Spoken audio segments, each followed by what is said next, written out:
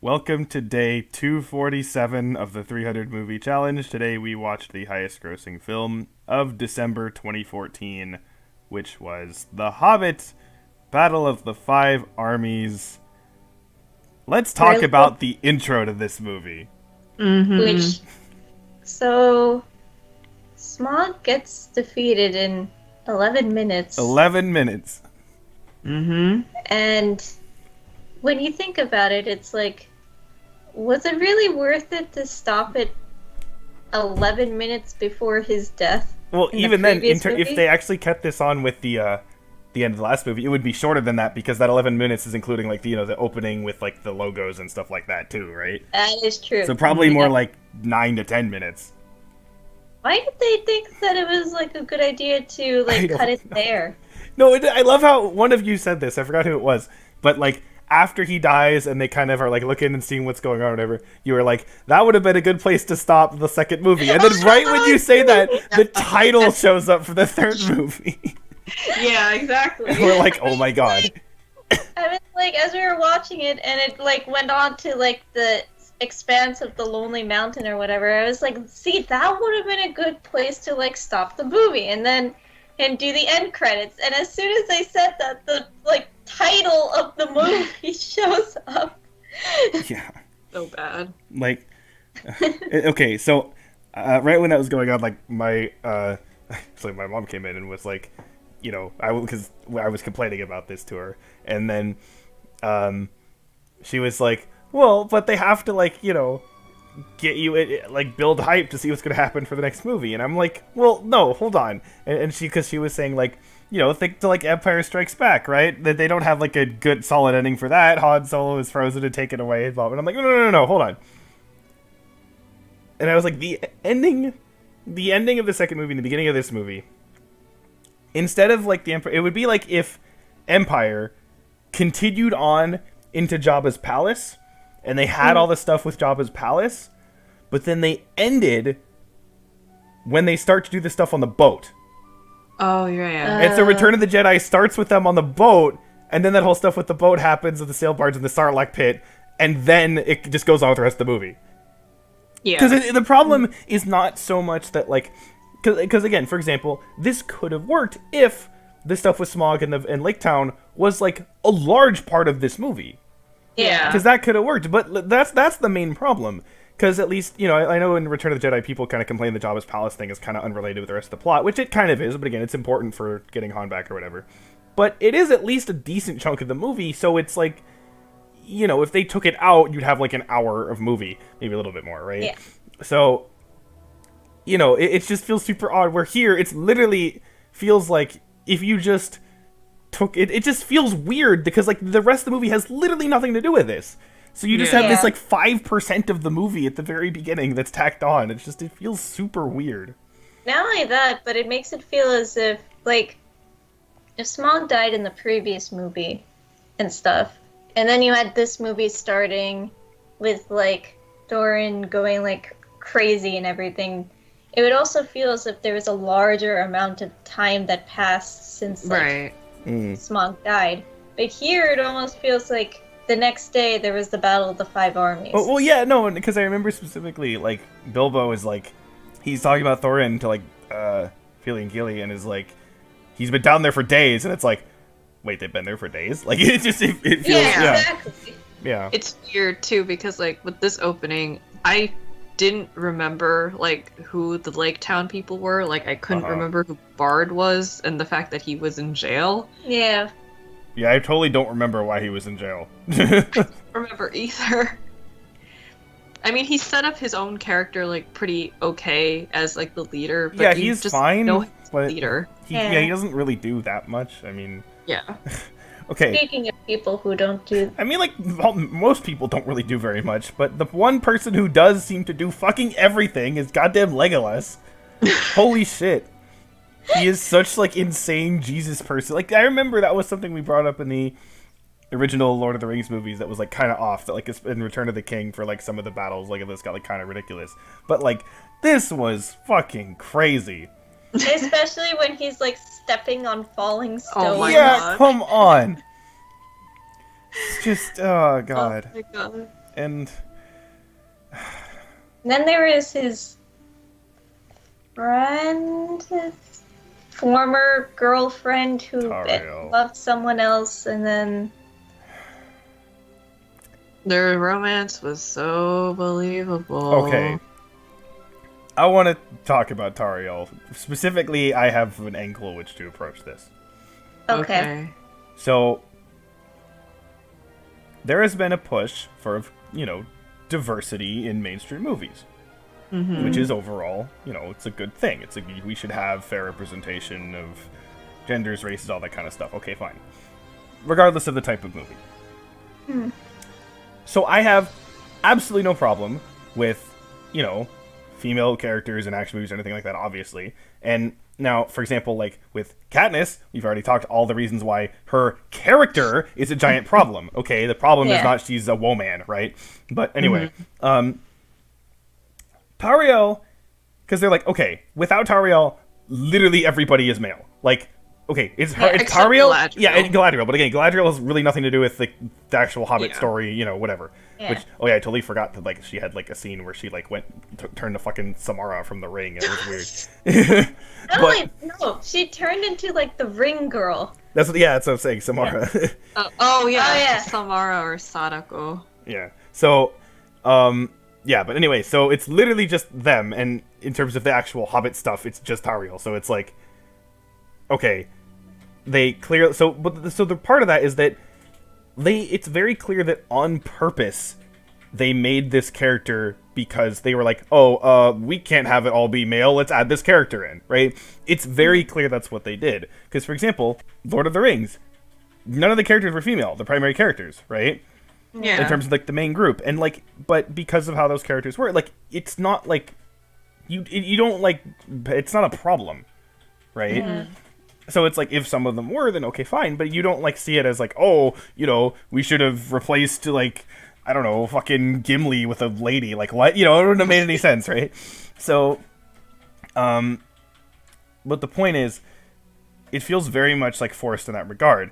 And then I've noticed, because I'm like, okay, what are the stereotypical things that you have female characters like do or experience in fiction? They have to be saved by somebody, or there's like they fall in love, right? Those are the things. Yeah. That's what happens to Tariel. Yeah. And even though she has quote unquote badass strong woman moments, those things happen to her and they don't happen to anyone else. Yeah. Because that's the thing. Like, for example, I kind of what was the term I came up with in my head? Like the three female characters who are like really, really like who I would say would be Ahsoka from Star Wars Clone Wars, Nia from Xenoblade 2, and Hawkgirl from DCAU. So those three, they're all like, they do fighting stuff. They're all, strong people. And now here's the thing. Do they have like, again, some sort of romance thing in some way? Obviously not like full on, but in some degree, in some manner. Yes, again, but it's not exclusive to them. Yeah. Not only that, but it's not their main motivation.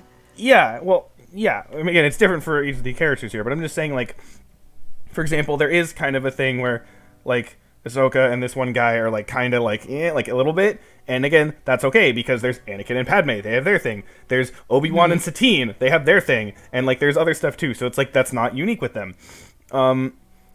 Hawkgirl ends up with Green Lantern, but there's a lot of other relationships in there as well, so it's, like, it's not the only thing. And then, do they have to be saved by people? Yes, but they also save other people, and also oftentimes do things themselves, just to save themselves in a sense, right? Yeah. So there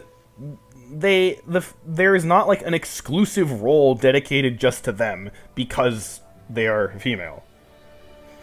So it's because of the stuff with like the strong female character archetype. It's just basically you take a lady character and then you tack on all of this stuff, but you don't use it. Yeah. It's the idea that people don't make the female characters people. They're just role fillers. Yeah, well, because Yeah. again, it's like they for a lot of, and I've seen this where they take these like they have these like fake, strong female characters where it's like they have the emotions and the character roles of generic female characters, but Yeah. they just slapped on, oh, but she's like can fight, so that makes her strong. Yeah. And it's like, No. And the thing is too is that when these characters get introduced, the first thing that they show is that, look, this girl can fight. mhm. And it shows like the main people being like, oh my god, a woman who can fight.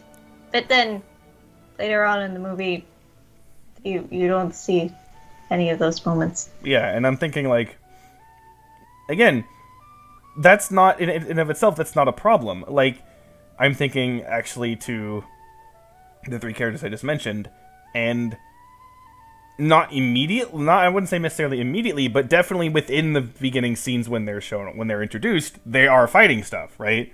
So it's like, okay, that's fine. And again, maybe this is just my, personal, what I find to be visually pleasing. I like, female characters who fight because it looks badass, and, not gonna lie, I find it kind of hot. So, but, like, that's okay if that's not the only thing they're there for. So, it's like, it just bothers me that, like, it's so blatant for her that, and again, what's her personality? She cares about She's people. kind and womanly Yeah, it's and just, soft and yeah. And she cares about the kids. Yeah, meanwhile, Cares about she good waifu material. yeah, again, meanwhile, like all the characters I mentioned, like Ahsoka is one of those people who is basically like she calls out bullshit and she's like, "Wait, this is stupid. Why are we doing this?" And like, is kind of like boneheaded sometimes and does things that like aren't she thinks is a good idea, but sometimes isn't. Nia is like sarcastic as fuck and is always like calling out people for like kind of a similar way actually, and is also doesn't take any shit and calls Zeke Shellhead all the time because he's a dick. Well, not a dick, but he's just a dingus. And then Hawkgirl is also like her personality is basically I don't like this smack, and like that's fine, so it's like, but it's something different besides just a nice person. So it's just so boring and lame, and who cares? And they get in the way too because of the fact that they don't have character motivations aside from, oh, let me fall in love for no reason, or let me be the saintly one, or let me be the one put into the fridge. or let me be the one that has to be saved. Yeah. They just get in the way, and they're not there for anything in particular. It's just, hi, I'm a lady. Mm-hmm. All you ladies can now latch on to me, and I will now be useless for the rest of the story. Yeah. Or Because I wasn't written as a character. I was written to fill. yeah, Just fill. to fill, yeah, basically. Just, and then another problem is that When you open a bag, when like those like dishes and stuff where you're like, oh my god, there's so much food in here, that's great, but then you realize that half of it is actually just plate. It's just filler. or it's when one you of open those a like and tap air. yeah. What is wrong with me? But what was I gonna say? Oh, and then honestly, like, there's a lot of characters in this movie that like the movie acts like you're supposed to care about them, but we've had just no real time dedicated to them. Yet, again, we've had in total like what 8 hours of movie. Yet it's still with these three, but it still feels like we kind of don't really know these people, which is weird. Like, how do they manage to fuck that up? I don't know. Like at the very end scene where you see all the doors and everything, it's kind of like, okay, other than Thorin, Mm-hmm. I don't know any of your other names. That too, other than like Killy and Philly, who both are also dead.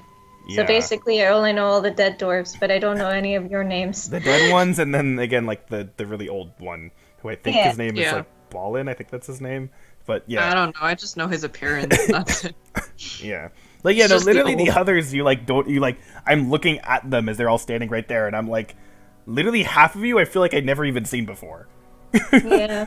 So I feel like the most emotionally invested I was with the scene with like Gandalf, Galadriel, Eldaron, and Saruman. Well, yeah, because Yeah, again, that you was know those interesting people. with Sauron. You know who those characters are because they were in the Yeah. other movies and they were, enjoyable characters in that. And so, Saruman, but yeah. that was just kind of interesting to be like, wait, right, you're not a bad guy yet. Yeah. Yeah. Honestly, like I don't remember now. Like in Fellowship of the Ring, was he like immediately bad, or was there like some sort of transition? I don't think there was a transition. I don't think there was a I don't really transition. remember though. Yeah. Huh. Because I don't remember. Because at the end, literally the last of this is they just have Saruman being like, "Leave Sauron to me," and that's it. And it's like, wait a minute, I don't think we ever actually saw like what happened with that in Fellowship. I don't think so. Maybe. I mean, I guess he got corrupted or something. Yeah, but I wish I kind of, I don't know. I feel like that would actually be kind of interesting to see. But, whatever. That was the most invested I was, though. Like, just seeing, like, Agent Smith come in with his sword. Yeah. I love that so much. Yeah. So, and then okay. Another thing that like, in general, is something that I kind of dislike is that and this is just a general movie thing, is that I find that people tend to complain about CGI a bit too much.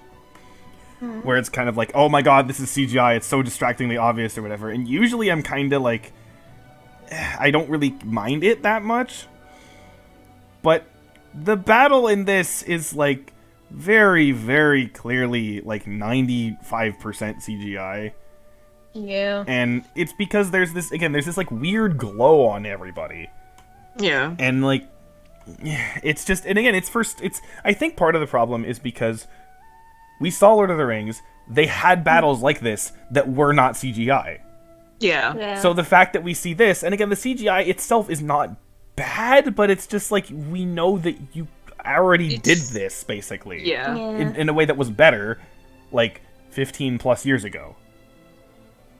That's so sad. 15 years ago. Yeah, 14, or whatever, yeah. So, yeah, so it's just like, And then, yeah, the battle itself was just like, whatever. I didn't really care. And We then were very confused how many armies were there. well, yeah, that's actually. the thing. We're like, okay, so there's the elves, there's the dwarf army, and then I guess there's the two separate orc armies. Like, I guess you would count that, but then... But what's the fifth one? I mean, I assume it's supposed to be the humans from Lake Town, but... Again, it's just kind of weird. It's like it's not well defined. And then, yeah. Okay, and then the shit with Azog at the end, where like, Thorin's just like catch and like throws the boulder at him, and then he just takes it and then just like slowly slides into the ice water. You're like, what? And then of course he just somehow, like, he's floating. So there's clearly means that like there's nothing like right below him, right, in the water. So he's floating, but then he suddenly jumps out of the ice water, and I'm like, you were floating like through the ice, like you would have to push off something to get out of the water. How? There was what? And then so that was just dumb. And again, the fight between him and Thorin, like in general, at the end was honestly kind of anticlimactic. So it's just whatever. Not only that, but animals like you see the werewolves. You don't really see them ever again. Oh my god, I forgot about that. What the fuck? Yeah, what the hell? Those actually could have been really cool, and that's something that makes sense the CGI would be used for. Oh yeah, wait, why didn't they use them in battle? Yeah, I don't know. They definitely would have won if they used those werewolves. That would and actually then been there was, cool, like, and the that would have random been different. Sheep that appeared. Yeah, the worm thing, like, that would be kind of cool and different. Like, we hadn't seen that before in, like, these kind of movies. Because, again, what is this? Oh, it's a battle between elves and orcs, and, with, like, swords and bows and arrows. And, like, okay, we totally have seen this, like, Gondor, hello. I mean, that was even way more interesting than this, because they had the fucking elephant things and other stuff, too. So it's just, like... Yeah. Like, I don't, like, hate this movie, because... there's nothing really in it that's like terrible. I mean, again, I'd say probably Tyrell's character is terrible. Besides that, like, other stuff is just kind of just lame and like, who cares? So how did we have like two underwhelming finales back to back? I think that this one's better. than It is the last better. one. It's better, But- but it's still underwhelming Yeah. because you don't get invested with anyone aside from the characters you already knew. Yeah, and you know, thinking about this especially, like, again, part of the problem with watching this is that, like, we know, like, the zeitgeist for these movies already, Yeah. right? Yeah. So, like, but I'm just thinking, like, if you came in to these three movies without any previous baggage or anything like that, and especially after seeing the Lord of the Rings movies, right? So you saw those, then you're like, okay, I'm gonna watch these. And you watch the first movie, and the first movie has some problems. There's a few things that you're like, I wish they fleshed this out more, but overall, you know, it's not bad. Decent start. I'm curious to see solid. where they go, right? Second movie, you're like, this That is was kind weird and of confusing. not great. And the ending is very what? Yeah, and then you get to this, and you're just like, God, I don't give a shit about anything. And, like, that's really disappointing. Like, I mean, I'd say all of the Lord of the Rings movies are noticeably better than even, like, the first Hobbit movie, but still, the first Hobbit movie is decent. It's fine. Yeah, so it's just, this is, like, really... Especially compared to the first Hobbit movie, this is disappointing, but especially given how the Lord of the Rings movies went, this is super disappointing. Yeah. So yeah, I think they definitely They just they slid. shouldn't have split the original second movie that was planned. yeah, and I know that, again, this is like, so I assume the battle of... Oh, hold on. No. Oh, fuck. I have to see those videos again. I've seen these videos, like, several times now, but they're the videos on the Hobbit movies by Lindsay Ellis on YouTube. They go into a lot of detail about this, and I believe that this whole Battle of the Five Armies thing in the book, the original Hobbit story, was, like, super quick in the story. Really? Yeah. Oh. Because here's the thing, I'm like, in terms of the story and the characters and the theming and all that kind of stuff set up in the first Hobbit movie, this battle's completely unrelated to that. Oh yeah. The that's only true. possible thing true. that's related is the whole thing with Thorin being corrupted by the treasure, which again is not really done very well, and how he overcomes that to go fight. Like, Yeah. but like that's it. And again, like that's really not important. Like really, they should have just not done that. They should have literally gone where like they show up at the mountain, Smaug's there, he goes away, he trashes Lake Town or whatever, and then they kill Smaug, and then maybe they have them come up and there is like a standoff at the mountain, like at first, and then but then Thorin, you know, comes to his senses and relents, and then that's like the end, and that could have easily been 2 movies. Yeah. Okay. Like maybe some, because again, like I was thinking like, well, you have to have the battle because I'm sure the battle's in the book, but I'm like, wait, I don't really think the battle really was that much in the book. So It would have been really boring if this battle was in the book. It's like, And then this happened, and then the orcs came randomly, and then they didn't use the worms. yeah, so yeah, definitely. Any of you watching this, go find those videos by Lindsay Ellis. I'll link you to those videos. You should watch them, like, I don't know, when you can, because it gets more into the behind the scenes stuff that happened, because there's a lot of stuff that's not great that happened behind the scenes. And there's also just some more kind of analysis of like what was going on by someone who knows this whole intellectual property a bit better. So yeah, but so yeah, this is just I guess with Disappointing. that, 2014. What the hell did we watch this year? I know, I don't feel remember. like it's like I don't remember. Honestly, okay, the last 2 have been disappointing, but Yeah. overall, it's been pretty good, I think. I think so too. Yeah. Okay, it's a weird mix, because like there's actually been several films that I would say are like really good. Like, Yeah. I would say Lego Movie, Winter Soldier, Dawn of the Planet of the Apes, and Guardians of the Galaxy are all really good. Yeah. And then you have some like legitimately like pretty good stuff as well with like again, Maze Runner was decent. Surprisingly. Yeah, surprisingly.